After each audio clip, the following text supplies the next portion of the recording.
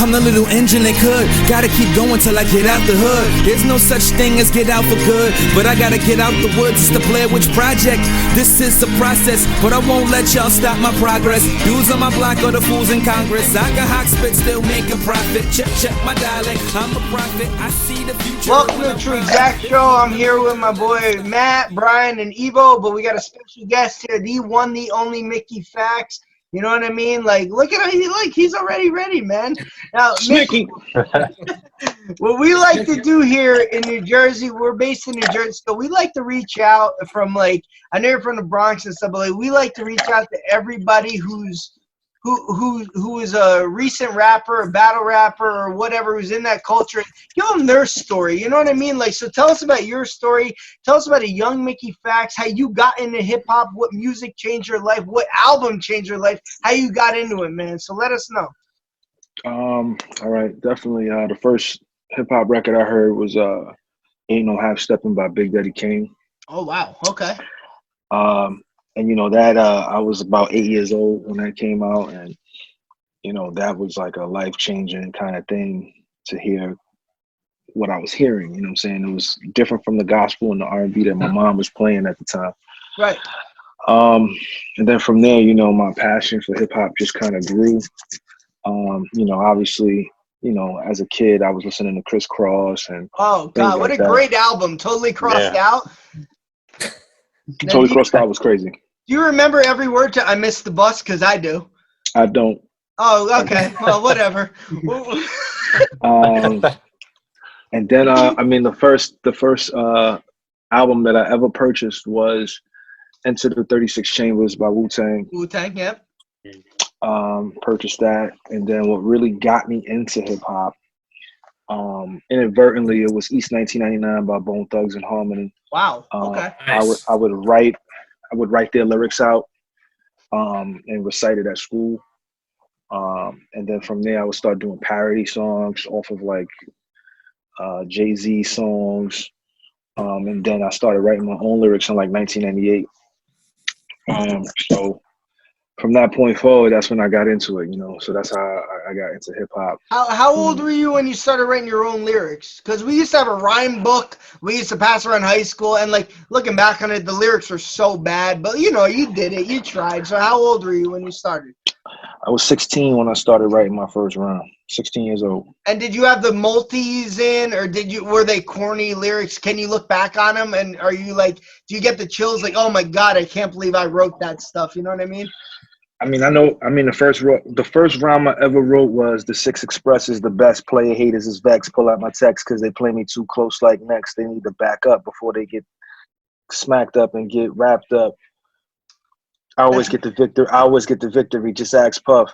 I smack up any MCs who trying to act up. Niggas be feeding my lyrics like they sniffing crack up. It's that thug cat renegade who bust facts.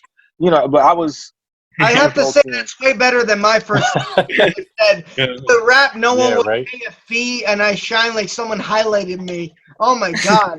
That was way better. Stop laughing. Everybody stop laughing. I was always nice, B. Like, it sounds like it. You ain't gonna lie about that. It sounds like it, man. So, Brian, I know you got some questions about his recent mixtape, the freshman 2009. Well, no, I wanted to ask you this too. What made you choose the name Mickey Factz? I was going by the name Renegade for a long time, and I chose the name Renegade not because of the definition of what a renegade was, but I chose it because I liked that I was able to rhyme a plethora of words with renegade, like gauge, shade, grenade, stain, pain, rain, blame. Like I can do so much. So I was like, yeah, I wanna go by that. But I realized like as the game was changing around 2004, 2005, you know, I was like, I don't know if Renegade is gonna work. So I decided to change my name to Mickey Factz. Mickey comes from Natural Born Killers, Mickey and Mallory. A lot of people think it comes from the Disney character, but it actually comes from Mickey and Mallory. And Mickey would die for Mallory and vice versa. So I treated Mallory as hip hop. Factz is all I wanted to talk about. So that's where that came from. And I spell it with a Z because the S just kind of looked a little weird. So the Z kind of gives it some stylish points to it. So that's where the name Mickey Factz came from. Okay. Okay. Now you did a lot of like your earlier stuff. You did you did a lot of songs on the NERD beats. Yes. Did you do that purposely to try to get the attention of like Pharrell or anything?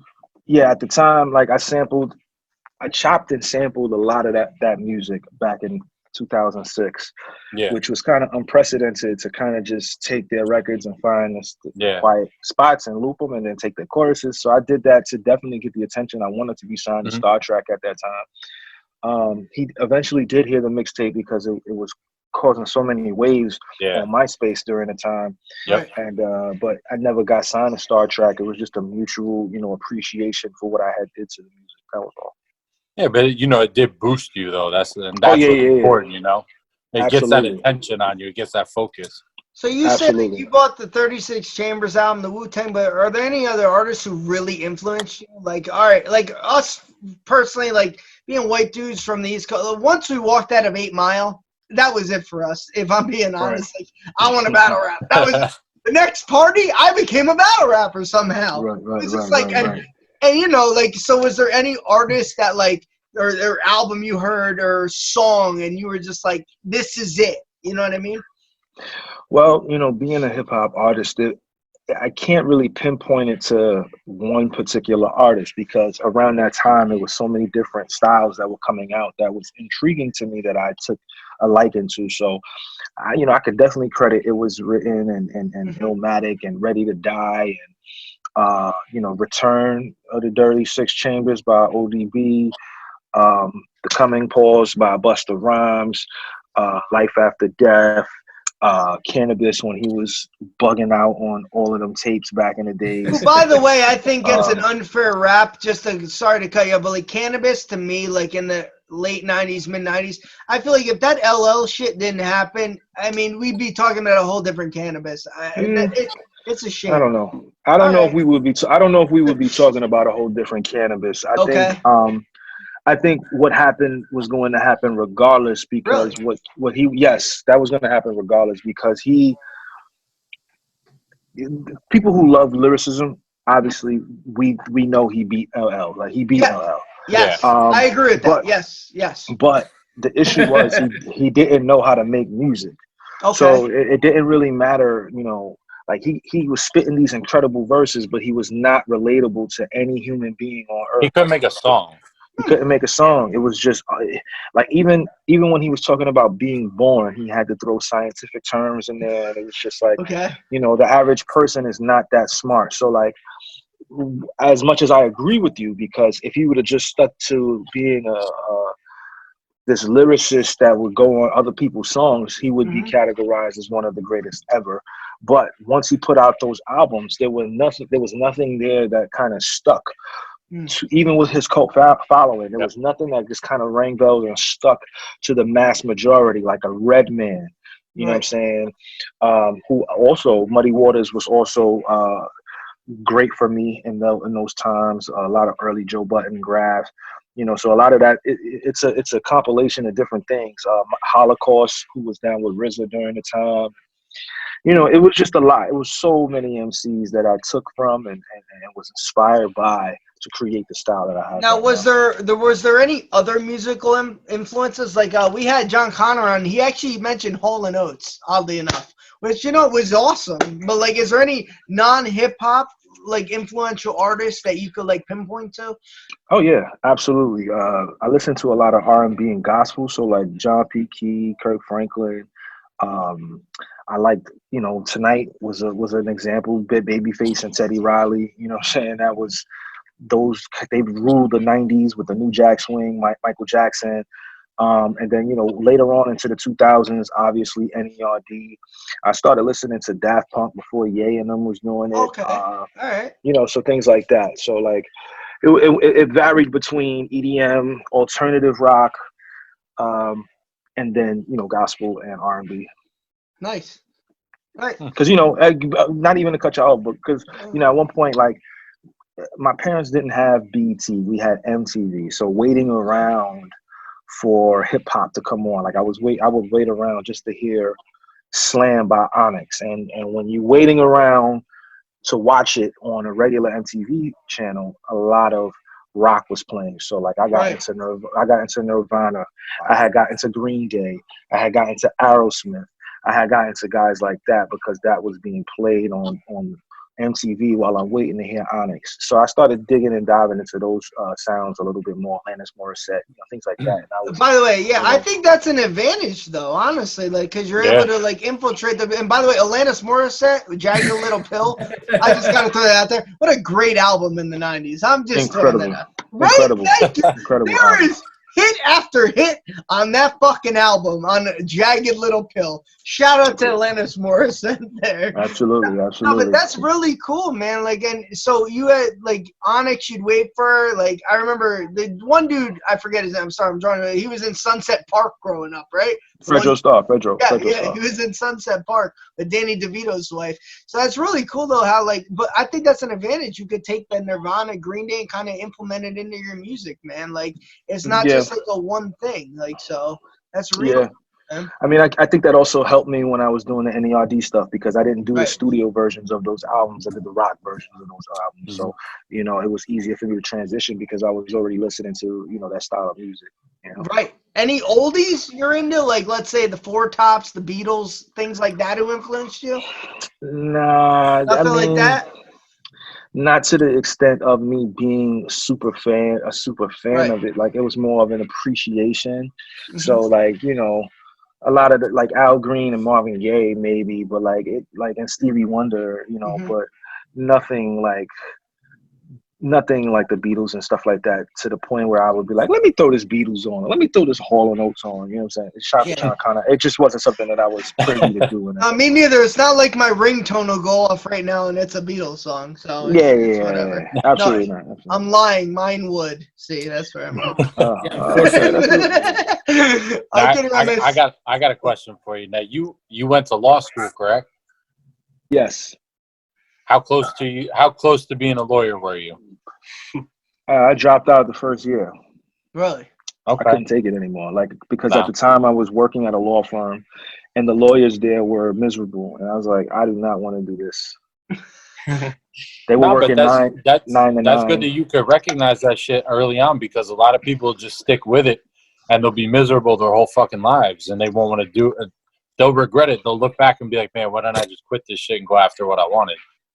Yeah, I saw that early on, man. And I think me working at a law firm, helped me to kind of see what the attorneys was going through. And obviously it was a bad firm that, abused, their employees. But I still, I shouldn't have seen that because I saw it and I was like, this is not something that I personally want to do. These guys are working 9 to 9, making $40,000 to $45,000 a year as an attorney.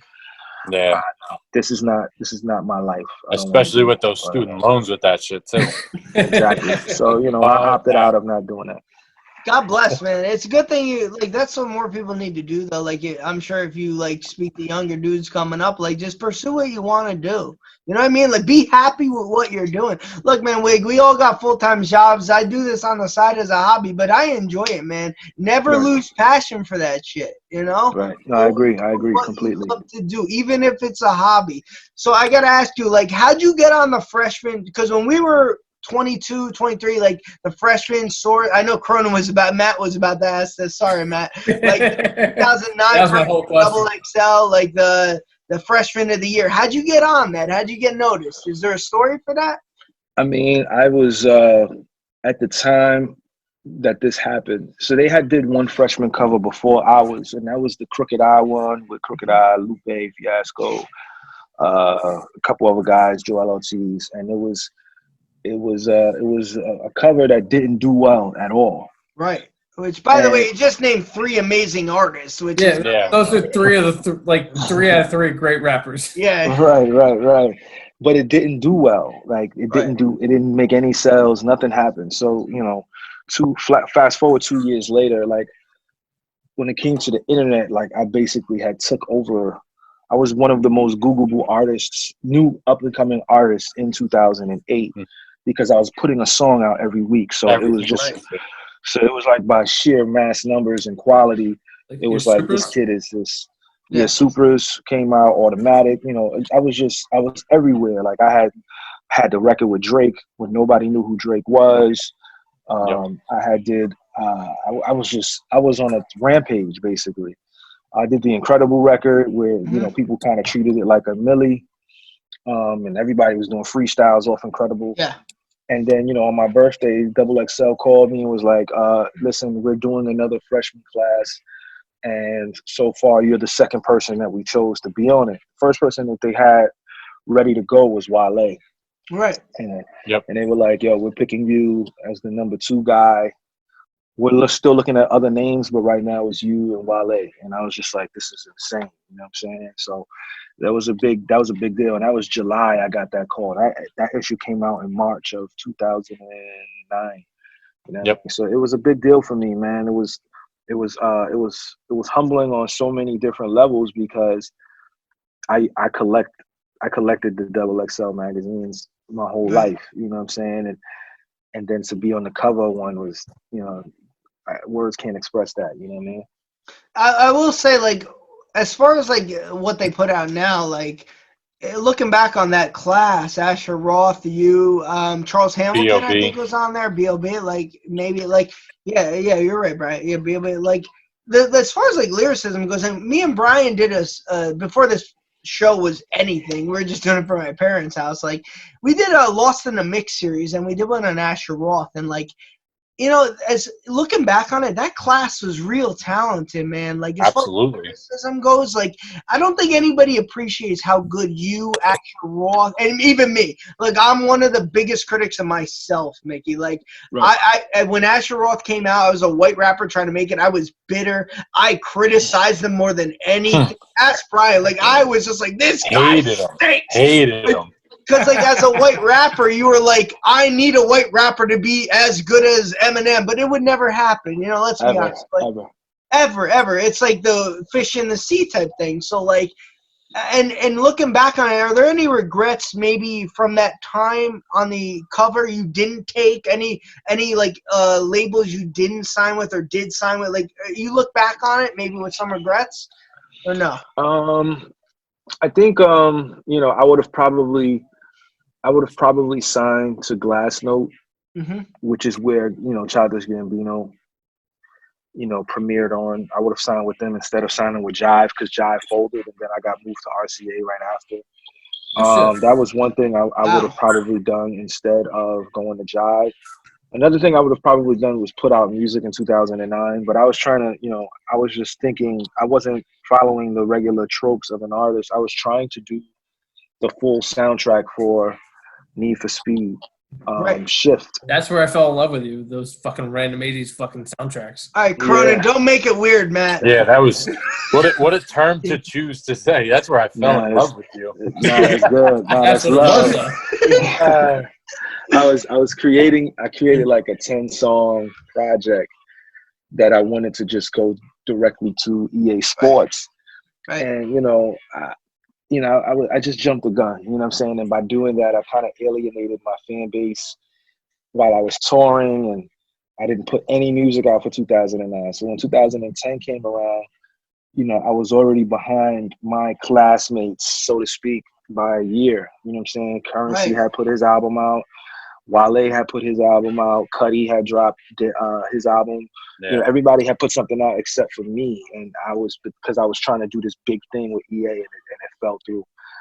So I wouldn't have done that. I would have just put music out. You know, if I'd have capitalized on that in 2009, it would be a completely different conversation. I would say that like 2008, 2009, which we talked about, like it was such a weird time, man. Because like we always talk about it now, the regrets we had, and like you had MySpace taken off. YouTube wasn't big yet. You were in a weird position. Like, do you put videos out? Do you not put videos out? So, like, 2009 was real weird. The 06 to 09 era was strange because you felt like videos were done, but at the same time, you needed videos out, right? Yep. So, like, was there ever, like, all right, I got a song, I got a single, but, like, this isn't the route I need to go. But at the same time, should I go this route? Like, and were you always trying to keep up with the people on your magazine? Did you feel like it was a competition?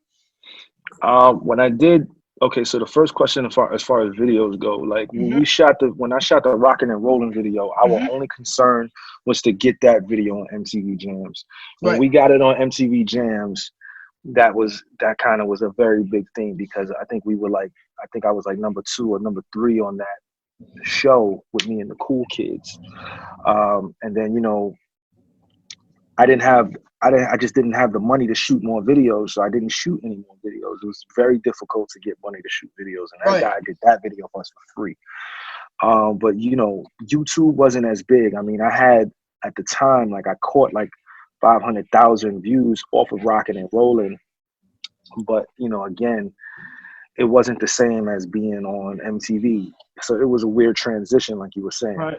And as far as competition with my peers, I wouldn't say I was trying to compete with them. I was just trying to do some new shit. Like I literally just wanted you to put on Need for Speed Shift and you just hear me all throughout the radio station when you play the music. That was my mindset. I was like, I want to do this. And I wasn't at that level yet to, you know, have leverage to go to EA Sports like, this is what I want to do. And they let me down easily, you know what I'm saying? And they chose like 2 or 3 records from the project, but they didn't want to take the whole project, you know what I'm saying? Which, you know, and then I was, you know, it's like, all right, well, let me start working on more music for 2010. And that year I put out 3 mixtapes. So how'd you veer into then to like segue? Cause like I know, like, I started watching battle rap probably like 2006, and I saw your name like veer into it like in 2015 or whatever. Like, how'd you veer into that angle, the battle rap angle with King of the Dot or URL? Well, that was more so like I always had a love for the culture, you know, as a fan. So I was always just watching it, you know, and being involved in that community from a fan standpoint.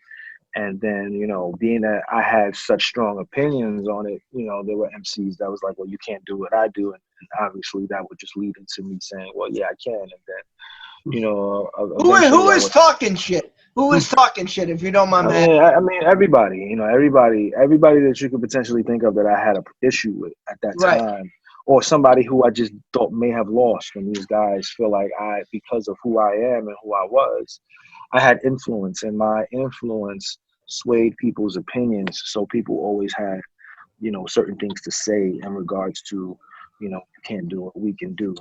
And, you know, I tried to do it, you know, 2 or 3 times. And I feel like, you know, as someone who has, you know, done, you know, incredible things with music, you know, to jump into that arena and kind of, you know, stand toe to toe with some of those guys, you know, it was fun for a while. You know what I mean? No, that's good, man. Like, it doesn't, as much as people say, like, oh, it's easy to do it, it's not as easy as people think. Like, I mean, you went long rounds with people. It's not like this 45-second shit like with the WRCs. Now, as a battle rap fan, do you prefer the long battles, the 60-minute ones, or the 45-second rounds? I mean, it depends on who it is. I mean, you know, if it's somebody who I enjoy watching, I think 60 seconds is not enough time for me to really appreciate what they're doing. But, you know, I used to enjoy the WRC stuff, you know, but I'm not sure, you know, after being conditioned to watch what URL and King of the Dot has been doing over the years, it's kind of difficult to go back to those and watch them with fresh eyes, you know what I'm saying? Right. So, like, I appreciate the 3-minute round, you know, battles nowadays. You don't like do you like the unlimited ones, or no? You think that's too long? Definitely too long. I just feel like, you know, at some point you got to stop. You know, it's just, it's too much to judge. That's the problem. Right. It's because it's so long. It's like 70, 80, 90 bars. And it's like, all right. Right. It's you too know, much. you can be impressed by, I know myself personally, I'm impressed by the skill of it. Like the fact that you could write that much, that quality, and then remember all that, like, it's very impressive. But at the same time, it kind of drags on.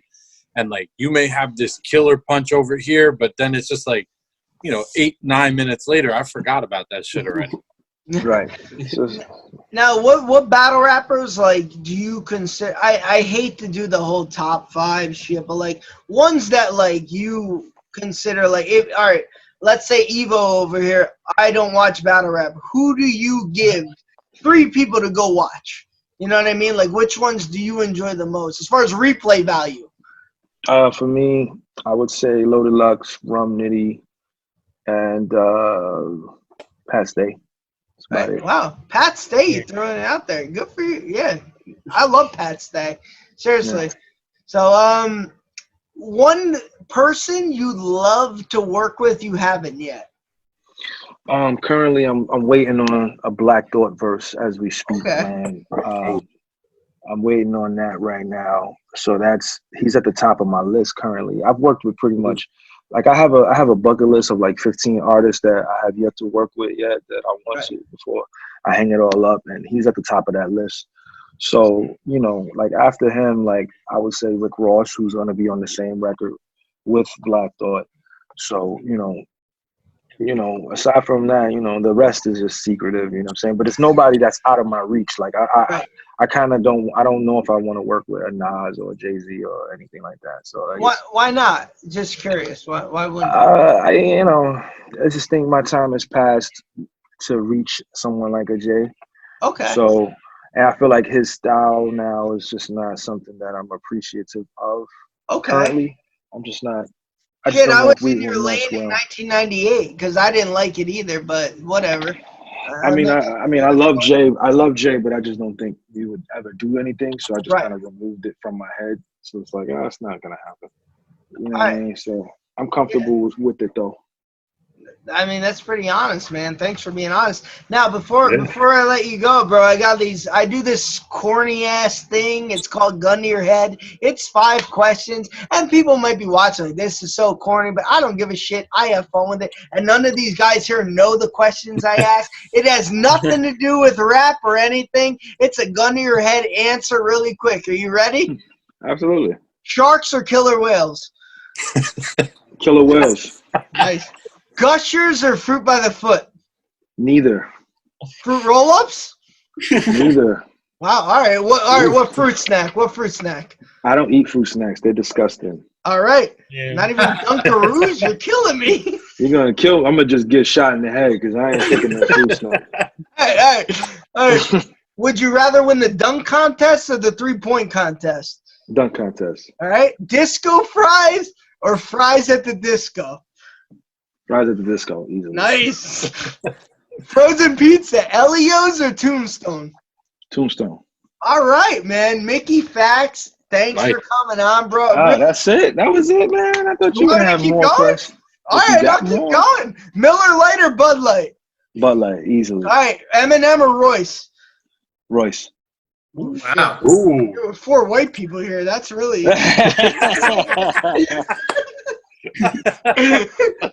This interview is over. I'm sorry, man. Like I mean, as much as I've listened to Eminem and Royce be kicking that boy ass, man. I'm sorry, man. Listen, I'll say that they're equal. I really will. But like M to me is not equal. You know song wise, Eminem is better. You know, man. But, like we're not pure friends. Skill. I don't even know if we're friends. We're not friends now. Like this is bad. FIFA or Madden? Madden. All right. NASCAR or golf? NASCAR. Nice. Hockey or tennis? Hockey. Nice. Gatorade or Powerade? Gatorade. Reese's or Skittles? Reese's. T-shirts or long sleeve? Long sleeve. We got maps or globes? Maps. Wow. Oh my God. iPods or MP3 players? Say that one more time. iPod or MP3 player? iPod. PlayStation or Xbox? PlayStation. Orange or apples? Apple. Sweatpants or jeans? Ooh, jeans. I almost wear sweats, but jeans. Wow, I thought he was gonna say sweats on that one. Yeah. Doug or Rocket Power? Doug. Family Matters or Fresh Prince? Family Matters. Full House or Fresh Prince? Full House. Nice. I like Full House too. John Stamos or Bob Saget? Bob Saget, easily. Yeah. Good for you. George Carlin or Cat Williams? George Carlin. Richard Pryor or Eddie Murphy? Eddie Murphy. Fun or not fun? What does that mean? I lost ideas. Fun, I guess. Coffee or espresso? Espresso. Knicks or Nets? Knicks. Devils or Rangers? Rangers. Tony Romo or Phillip Rivers? Tony Romo. Yes! Yes! Wow. You just made Very his day. good. Very good. Monopoly or Scrabble? Scrabble. Scrabble. Categories or Ooh. Parcheesi? Categories. All right. I'm sorry. I ran out of ideas here, man. I'm sorry. No, you good. That was a good one, man.